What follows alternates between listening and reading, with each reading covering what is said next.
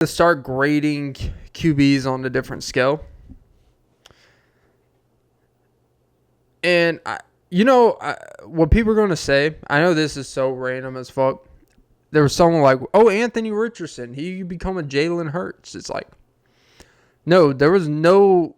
The difference is issues with Anthony Richardson reportedly. The dude's like not showing up early on time.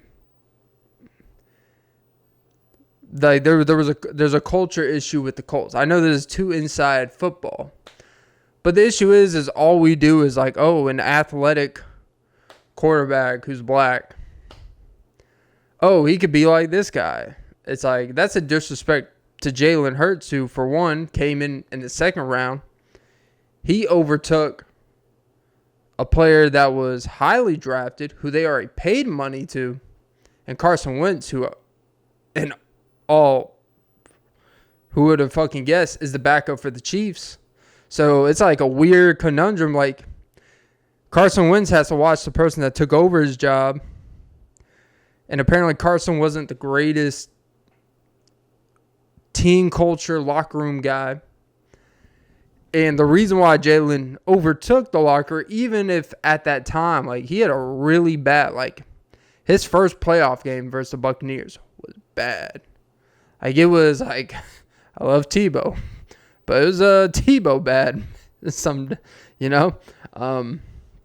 It was so bad that if they didn't trust the player, his ability to improve, his ability to really be a winning player.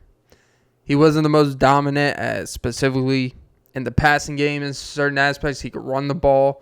He could make good decisions, but, just some, like, he's got some work to do. But they trusted the work ethic. They trusted the ability to improve, no one questioned his work ethic. No one questioned his leadership. He's been the same guy. Like, I saw this meme earlier. He's the same guy. Like, it's the same face. Win, lose, unhappy, this, that, and the other. And then in the bottom right corner, it's a happy face. And then under it, it's at the 1 yard line because of the touch push. And but he is the embodiment of no matter how things are going, we're going to be all right. Like, I'm going to be the same guy. And that's because he has a track record. People know what he's about. There's no question about the culture he provides. So when the Eagles made that move at the time, Carson Wentz was probably he could probably run an offense better, make reads better. He probably threw for more yards, more touchdowns. Like if he would have started the next year for that team and played all 16 games like Jalen Hurts, he probably would have better stats. But when you're building a team, when you're thinking about in the long term, you're really thinking about what does this really lead to? So we're losing a short-term gain for a long-term value. So, yeah, they lost the Super Bowl, and he was actually good in that Super Bowl, but, people always felt like he was the weak link holding back the team, or he was the weaker part holding back the team. And then last year, he kind of was pretty damn good all year.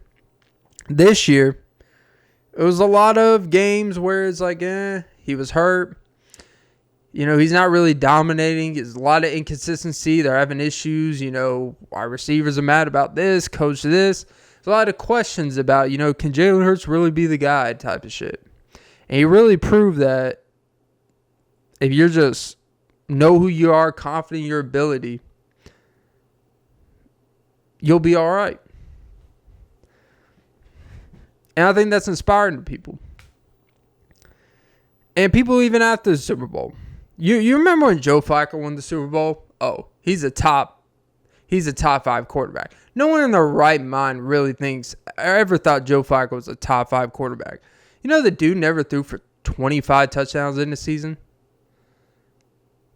But as a backup, like the way he plays, you would have thought that dude threw for like 45 touchdowns in his season. It's crazy. But that doesn't mean he wasn't good. But no one ever confused Joe Flacco for carrying the team type of thing. And ironically, he's the backup to Anthony Richardson. You see how it's all full circle? I think what Jalen Hurts proves is it really is at that position more about the intangibles than anything.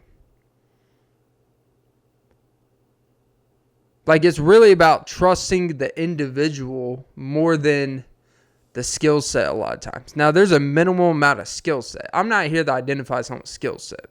It's pretty obvious, though. Like, you watch some quarterbacks play, they're much more, they can make different type of throws. They're a lot more athletic. They're a lot more fluid. Jalen seems a little bit static in how he throws the ball. I'm not an expert on that, but I'm pretty sure someone who would break down film would be like, yeah, he's a lot more predetermined. He's a lot more static in his fundamentals. And in some ways, that could keep you out of a lot of things, you know. It's not like the most compact. It's not the quickest release. But it's just an understanding of, like, your team, right? You fit into the team. And that's why Aaron Rodgers is getting cut.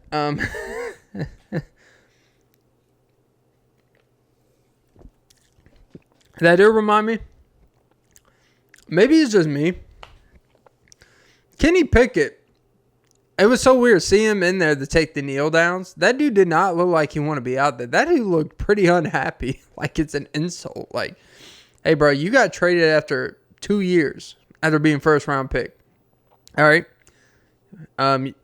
Be happy. Like, you know. The dude looked like irritated as fuck. I know that's just a crazy observer. I was literally like watching any game. I'm like, oh, he's out there taking it. And Saquon was jumping. The offensive line was putting their fist bump. And he's just walking off like, here's the ball. I guess that's all I'm here for. Taking the knee downs. It's like, yeah, that's all you're here for. Shut the fuck up.